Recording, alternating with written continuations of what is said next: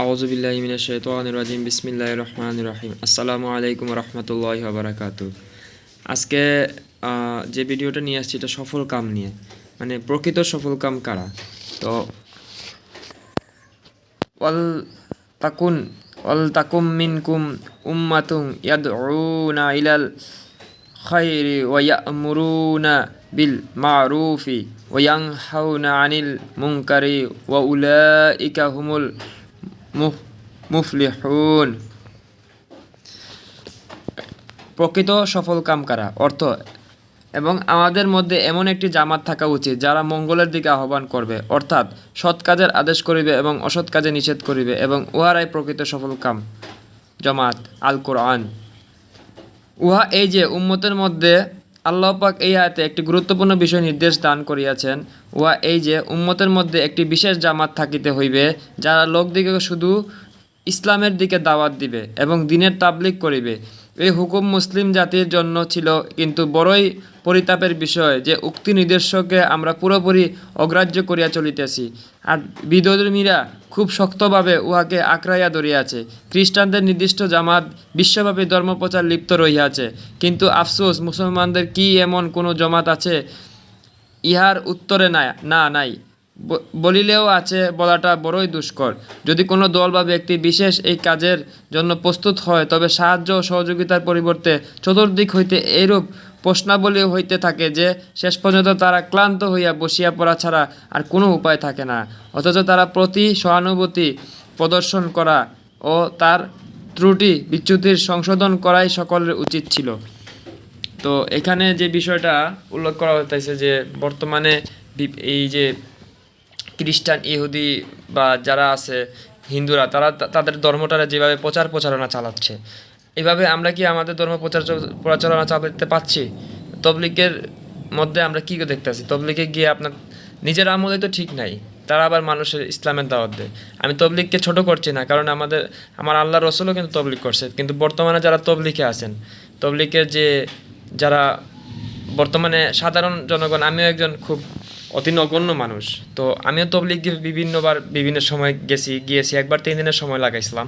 তো আরেকবার আমি মজলিসে গেছিলাম, যেখানে সব খাদিমরা আসে বা বড় বড় যারা আছে তারা আসে। তো ওইখানে গিয়ে দেখলাম যে তারা গলা পর্যন্ত খায়, মানে এই যে গলা আছে না, গলা পর্যন্ত খাওয়ার কারণে তারা ঠিকমতো তাহাজ্জুদে নামাজ পড়তে পারে না। মানে অধিকাংশই, মানে আমি বলবো না যে সবাই না, দুই একজন, সেই 2-1 তো ঠিক নাই। এই 2 জন দেখেই তো তবলিগের মানুষ শিখবে। তো আমি যখন দেখলাম যে তবলিগের যে যারা আছে, বিশেষ করে আমিররা একটু আমল করে, কিন্তু যারা আমিরের সাথে যারা আছে তারা দেখা যায় যে আপনার খাবার যে খায়, নবীর সুন্নত ছিল যে 3 ভাগের 1 ভাগ আপনারা খান, 1 ভাগ খালি রাখেন, 1 ভাগ খালি থাকুক, আর 3 ভাগের 1 ভাগ আপনি খান, বাকি 2 ভাগ খালি রাখুন।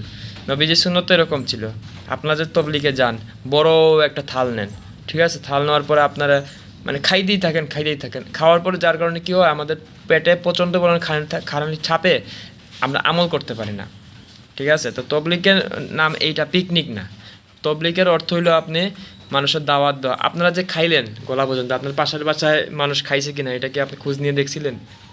আপনার তো উচিত ছিল যে পাশের বাসায় যে এলাকায় আপনি তবলিগ করতেছেন বা যে জায়গায় যে মসজিদে আপনি তবলিগ করতেছেন, আপনার পাশের বাসার বাড়িটা খাইছে কিনা এটা তো আপনি নেন নাই। আপনি তো গেছেনই পিকনিক করতে। আমি বলবো পিকনিক করতে, কারণ ইসলামের দাওয়াত তো আপনার খাওয়ার সময়ও ছিল না। সাহাবায়ে কেরামের যুগে যারা তবলিগ করতো তাদের তো খাওয়ার সময় এত ছিল না, তারা একটা খেজুর খেয়েও ইসলামের দাওয়াত দিছে। কিন্তু আপনারা নিয়ে আসেন গরুর মাংস, নিয়ে আসেন মুরগির মাংস। কেন এত পরিমাণ খাওয়া লাগে তবলিগে গেলে, আর এত পিকনিক করা লাগে? তবলিগের মানে তো পিকনিক ছিল না, তবলিগের মানে ছিল আপনার ইসলামের দাওয়াত। তো এইখানে এই যে ফজাইলে আমলে এটাই বলা হয়েছে যে আল্লাহ পাক এতে একটি গুরুত্বপূর্ণ বিষয় নির্দেশ দান করেছে যে উহা এই উম্মতের মধ্যে একটি বিশেষ জামাত থাকিতে হইবে যারা লোকদিকে শুধু ইসলামের দিকে দাওয়াত দিবে, মানে ইসলামের দিকে দাওয়াত দিবে। বুঝতে পারছেন তো ইসলামের দাওয়াত কাকে বলে? কিভাবে নামাজ পড়তে হয়, কিভাবে রোজা রাখতে হয়। আগে আমাদের নিজের আমল ঠিক করতে হবে, তারপর আপনি ইসলামের দাওয়াত দিতে হবে, ঠিক আছে? আগে আমাদের নিজেদের তো আমল ঠিক নাই। আমরা রুকু সেজদা যে করি, আমরা একটা টুকর মারি। রুকোতে গেলে আমরা 3 সেকেন্ডের বেশি সময় দিতে চাই না। কেন? আমরা জানি যে 3 বার সুবহানা রব্বিয়াল আজিম, সুবহানা রব্বিয়াল আজিম, সুবহানা রব্বিয়াল আজিম 3 বার পড়ব, কিন্তু বর্তমানে যে 3 বার পড়ে মানে 3 সেকেন্ডও তো সময় আমরা দেই না। সেজদাতে গেলে আমরা তো 3 সেকেন্ডও সময় দিই না, কিন্তু উচিত ছিল আমাদের সেজদা এবং রুকুতে বেশি বেশি সময় দেওয়া। আমরা দেখি আপনারা যারা তবলিগে যান, আমি তো অনেক সময় গেছি, গিয়ে দেখি আপনারা সময় দেন, ঠিক আছে তবলিগে সময় দেন, আপনাদের চেহারা মাশাআল্লাহ কত সুন্দর, কিন্তু আপনাদের আমল ঠিক নাই। আমি কাউকে ছোট করার জন্য কথাগুলো বলতেছি না, আমি কাউকে ছোট করার, আমি নিজেই একজন ছোট মানুষ, ঠিক আছে। আমি অত যে জ্ঞান বা আমি যে একজন ফেরেশতা তাও বলতেছি না, আমিও একজন অতি নগণ্য নিকৃষ্ট প্রাণী দ্বারা আমি তৈরি। তো আমি যতটুকু শিখছি ততটুকুই, আমার ভুল হইতে পারে, আমার ভুল ভ্রান্তি হতে পারে, কিন্তু আমি যে কথাগুলো বলতেছি এটা ফজাইলে আমল আপনাদেরই বই, ঠিক আছে, আপনাদের তবলিগেরই বই। তো এটাই বলবো যে অন্যান্য ধর্মে যারা আছে তারা তাদের ইসলামের দাওয়াত যেভাবে প্রচারণা চালাচ্ছে, আমরা কীভাবে পারতাছি? আমরা তো দেখতাছি, মনে করেন 3 দিন সময় দিলাম কোনো রকম, 3 দিন সময় পরের দিন আমরা আবার গুনার সাথে লিপ্ত হয়ে গেলাম। আবার মন চাইলো 3 দিন 1 মাস পরে লাগাই আবার গুনার সাথে। না, আগে তো আমাদের গুনাহ ছাড়তে উচিত তো ছিল, আগে আমাদের গুনাহ ছাড়া নামাজের মাধ্যমে আগে আমরা নিজে ঠিক হও এবং আরেকজনের ঠিক করো। আমি নিজে ঠিক নাই, আমি কিভাবে আমার আরেকজনের ঠিক করতে পারবো? এটা তো ইসলাম বলে না, তবলিগ ওইটা বলে না। আগে তবলিগে বলে যারা তবলিগ করো তোমরা আগে নিজেরা ঠিক হও, আগে নিজেরা গুনার থেকে বিরত হও। আর তুমি নিজে বিড়ি খাইলা, সিগারেট খাইলা, পান খাইয়া পিক ফালাইলা মসজিদের পাশে, ফালাইয়া তুমি ইসলামের দাওয়াত দাও। কেমনে তুমি ইসলামের দাওয়াত দাও? তুমি তো এদিকে জর্দাতে পান খাইতেছো, বিড়ি খাইতেছো, সিগারেট খাইতেছো, গাঞ্জা খাইতেছো, তুমি আবার কিসের তবলিগের দাওয়াত দাও? আগে নিজে গুনাহ থেকে বাঁচো ভাই, তুমি নিজের দর্শন থেকে বাঁচো, নিজে পাপ কাজ থেকে বাঁচো, এরপর আরেকজন। আপনারা দেখে কী শিখবো? তবলিগে যে আপনি গেছেন, আপনার দেখে শিখতে হবে। তো একজন মুসলমান আরেকজনের মুসলমান দেখে অনেক কিছু শিখতে পারে, কিন্তু আপনি তবলিগ করে আপনি মিথ্যা কথা বলতেছেন, আপনি মানুষের গালি দিতেছেন, আপনি হারাম খাইতেছেন, আপনি কাজ না করে মানুষের পিছে ঘুরতেছেন। মানে আপনি হালাল পথে, মানে কষ্টের যে কাজগুলো আছে, কষ্টের কাজ না করে আপনি মানুষের লিল্লা সদগার জন্য মানুষের পিছে ঘুরেন। এর নাম কি তবলিগ? তবলিগের মানে হইল আপনি আপনার নিজের টাকাটা তবলিগ করবেন।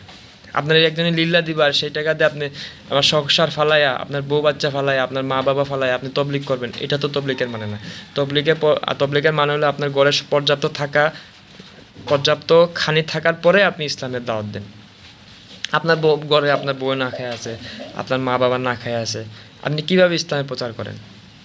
ঠিক আছে, আপনি ইসলামের প্রচার করবেন, আগে আপনার ঘর ঠিক রেখা, তো আপনি ইসলামের প্রচার করেন, এতে কোনো বাধা নেই। কিন্তু ইসলামের প্রচার হতে হবে আগে আপনি নিজে গুনাহ থেকে বাঁচতে হইব। আমি নিজে ঠিক নাই, আমি আরেকজনকে কী, আমার দিকে সে কী শিখবে?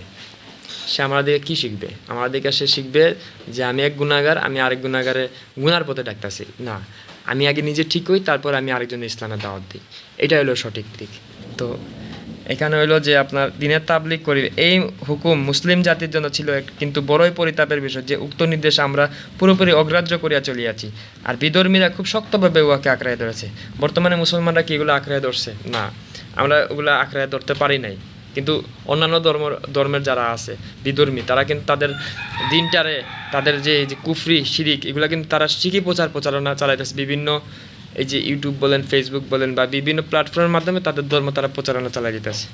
কিন্তু আমরা কি করতেছি? আমরা খালি গুনাই করতে পারি, আর কিছুই পারি না, আমরা গুনাই করতে পারি। তো